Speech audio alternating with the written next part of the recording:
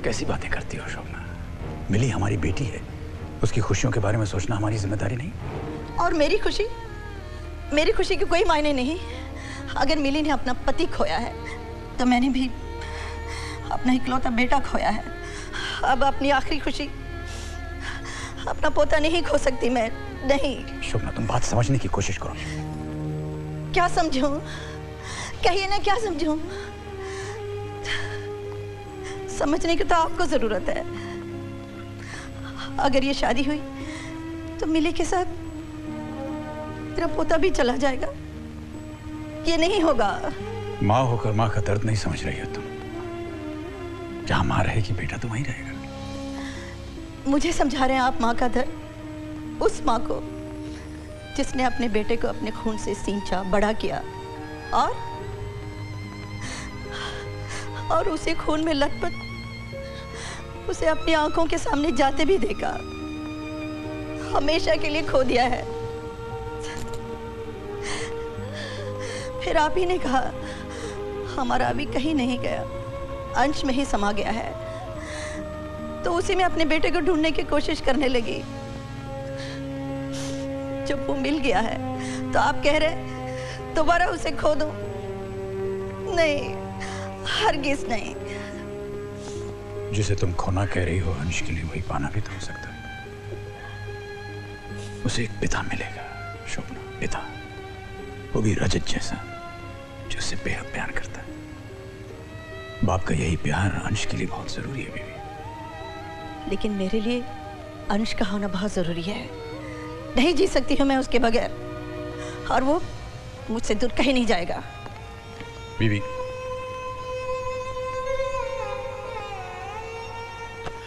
बेड़ा गर्क, काश ये खबर सुनने से पहले ये धरती फट जाती और मैं इसमें समा जाता।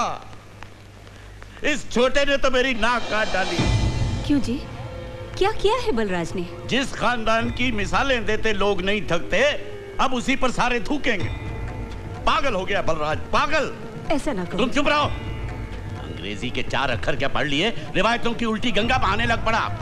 विधवा को सुहाग चढ़ाने चला है, मूर्ख। हमारी 7 पुश्तों में ये अनर्थ न कभी हुआ है और न कभी होगा। रिवायतों की सफेद चादर पर मैं बदनामी का एक भी दाग नहीं लगने दूंगा, हरगिज़ नहीं। ये क्या कर रहे हैं? चाचू सीधे साधे आदमी हैं, इसलिए धोखा खा गए। लेकिन मैं देखते ही पहचान गया था कि ये रजत सही बंदा नहीं है। अरे दोस्ती की आड़ में मिली के साथ मिलकर लंबा हाथ मारना चाहता है, और वही हुआ। लेकिन मैं उसके इरादे कामयाब नहीं होने दूंगा। देखता हूँ ये शादी कैसे होती। बधाई हो। अरे सुनो भैया,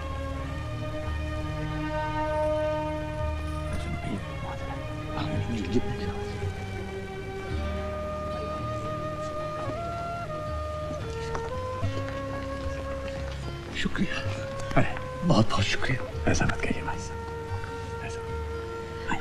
वर वधु को मंडप में ले आइए यजमान, शुभ मुहूर्त आरंभ हो चुका है। करे मैं भी आता हूँ।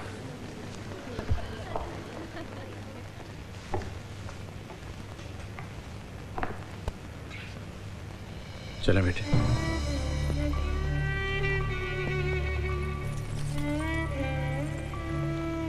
क्या बात है?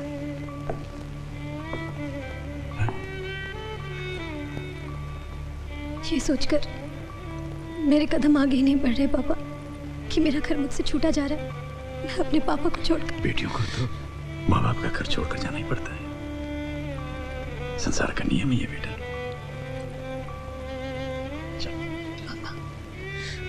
आपने मुझे बेटी कहा ही नहीं, माना भी है। मंडप में जाने के बाद इस रिश्ते की मोहर भी लग जाएगी, तब शायद मैं वो नहीं कर पाऊंगी जो मैं करना चाहती हूँ। बस एक बार, आखिरी बार मैं आपके पाँव छूना चाहती हूँ, आपके बहू के नाते। नहीं बेटा, नहीं, बेटियां पाँव नहीं छूती।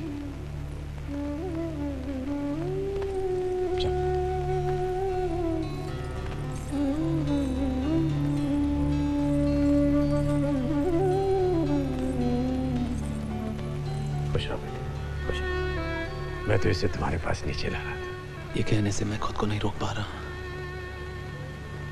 के लोग तो मैंने बहुत देखे हैं, लेकिन ऐसा आदमी नहीं देखा जो अपनी खुशियों को कम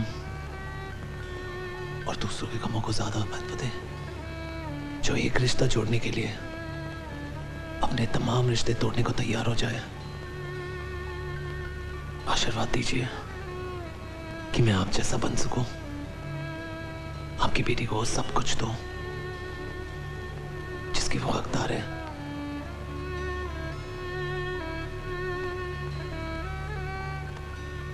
मुझे तुम पर पूरा भरोसा है बेटे।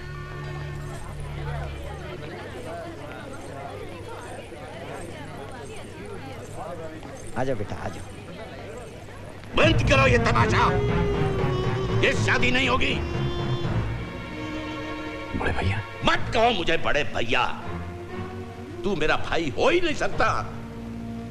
मेरा भाई तो वो था जो मेरी हां पर हां और ना पर ना की मोहर लगाता था, जिसे सीने से लगाकर मुझे यकीन होता था कि वो हमारे खानदान की रवायतों को आगे बढ़ाएगा। पर तूने तो थूक दिया उन पर, आग लगा दी उनमें। अरे तू तो खुद ही देख चुका है परंपराओं को ठुकराने का नतीजा। विधवा की मौजूदगी से बदशुगनी ना फैले इसलिए नहीं लेकर आया था पुष्पा को अभी के ब्याह पर तू नहीं माना, बुलवा ही लिया इसे, और फिर बेटा खोकर उसका अंजाम भी देख लिया। अब आप किसी का मुंह बंद नहीं कर सकते हैं चाचू। अपनी घर की बहू को गैर मर्द को सौंपते हुए आपकी आत्मा ने आपको बिल्कुल धिक्कारा नहीं? शर्म नहीं आई आपको? इनकी आत्मा मर चुकी है भूषी, तभी तो बेटा खोकर अधमरी हो चुकी मेरी बहन से अब ये पोता छीनकर उसे बिल्कुल ही मार डालना चाहते हैं।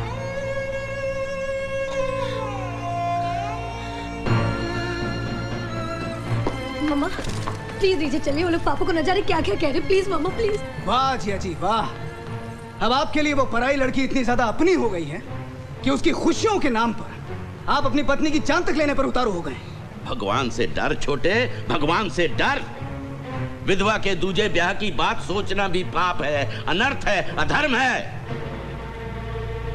और अगर अब भी तूने अपनी जिद नहीं छोड़ी तो कसम पुरखों की, शादी के इस हवन की अग्नि मेरी चिता की आग बन जाएगी। ये शादी कराने के लिए तुझे मेरी लाश पर से गुजरना होगा। अगर आपकी वजह से मेरे बाबूजी को कुछ हो गया ना चाचू, तो मैं सारे रिश्ते विश्ते भूल के पता नहीं क्या कर जाऊंगा। कोई लिहाज नहीं करूंगा मैं। आप लोग जी, यहाँ पे कोई शादी वादी नहीं हो रही है, जाइए अपने घर। ओए पंडित उठो। बैठिए पंडित जी, बैठिए। और आप लोग भी बैठिए। मेरे हुक्म के ऊपर अपनी जिद रखने की तेरी हिम्मत कैसे हुई? धर्म, समाज, परंपराओं को लात मारकर क्या तू ये साबित करना चाहता है कि तू इन सबसे ऊंचा है, बहुत बड़ा है, भगवान है? नहीं, तू पागल है, पागल। हाँ मैं पागल हूं बड़े भैया, मैं पागल हूं। बहू को बेटी मानना अगर पागलपन है तो मैं पागल हूं। उसके आंसू पोंछना अगर पागलपन है तो मैं पागल हूं। उसकी अंधेरी जिंदगी में खुशियों की रोशनी भरना अगर पागलपन है तो हाँ मैं पागल हूं। क्या कसूर है इस बच्ची का जो मैं इसे इस चार दीवारी के अंदर कैद करके मौत की सजा सुना दूं, जहां ना हवा है, ना रोशनी है, न किसी सवेरे की आस है। तेरी बच्ची कोई दुनिया की सबसे अनोखी विधवा नहीं है जिसके लिए तू अपने ही बंदों से बगावत पर उतर आया है। देख इधर, देख इसे, तेरे अपने ही छोटे भाई की विधवा है ये। पूरे 20 साल से खानदान की इज्जत को संभाले बैठी है अपने घर में। पूछ इसे, है कोई परेशानी? चैन से जी रही है कि नहीं? बता पुष्पा, तू ही बता। जी नहीं बड़े भैया, जी कोई परेशानी नहीं। 2 वक्त की रोटी खाती हूँ, तन ढकने के लिए ये बेरंग कपड़े हैं, और हाँ सांस भी लेती हूँ। अगर इसे जीना कहते हैं तो मैं चैन से जी रही हूँ।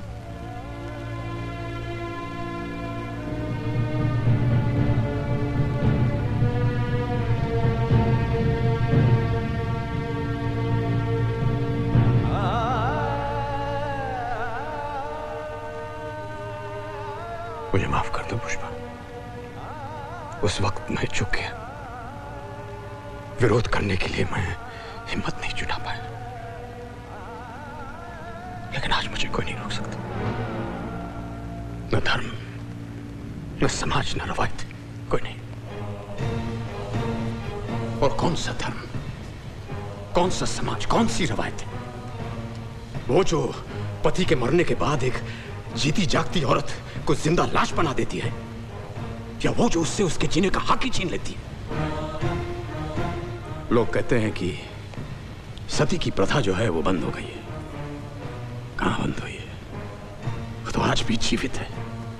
पति की चिता पे ना सही, लेकिन परंपराओं की चिता पर आज भी न जाने कितनी औरतें पल पल सती हो रही हैं, तिल तिल के मर रही हैं, इस पुष्पा की तरह सिर्फ सांसें ले रही हैं।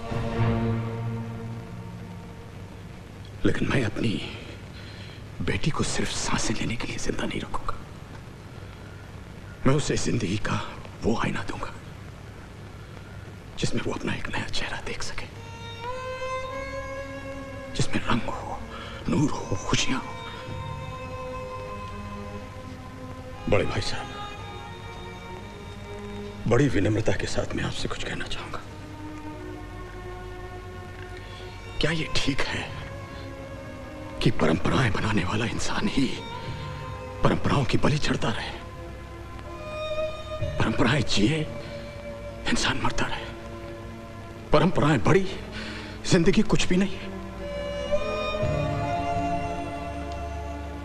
बड़े भाई साहब, आपको परंपराएं निभाना तो याद रहा, लेकिन पुष्पा के आंसू पोंछना आप भूल गए।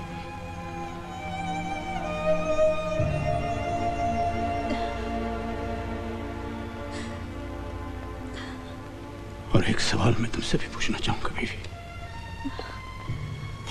ये जो लड़की तुम्हारे बगल में खड़ी है, ये तुम्हारी बहू ना होकर अगर तुम्हारी बेटी होती, और वो जिसे हमने खो दिया है वो तुम्हारा बेटा ना होकर तुम्हारा दामाद होता,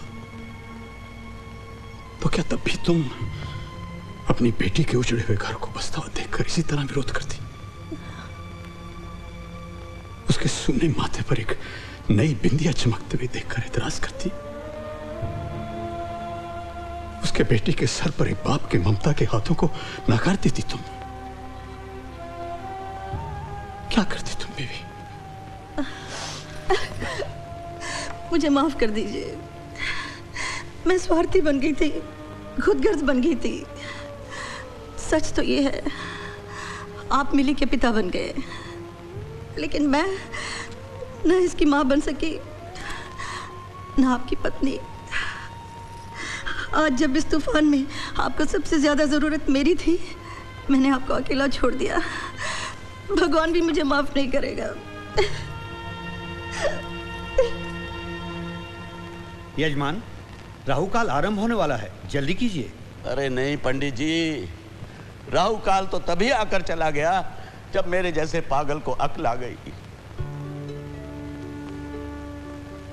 छोटे, मुझे माफ कर दे।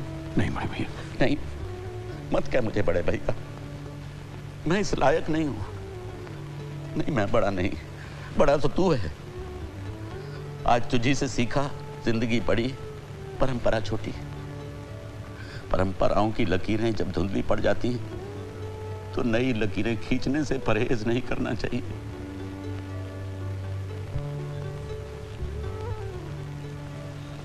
पुत्र जी, देर तो बड़ी हो गई, अब मेरी बात का कोई मतलब भी नहीं है। पर बड़े भैया समझ के मुझे माफ कर देना। ऐसा मत कहिए बड़े भैया। चलो आओ भाई। छोटे, बच्ची को मंडप में ले चलो।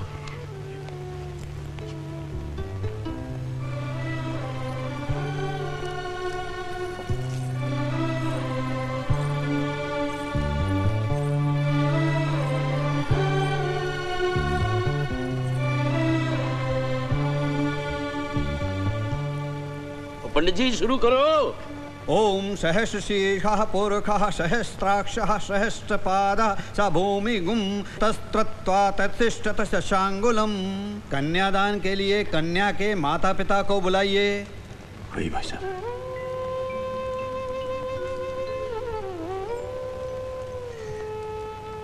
कन्यादान का अधिकार बेटी के बाबुल को होता है और वो बाबुल में नहीं। ऐसा मत कहिए भाई साहब।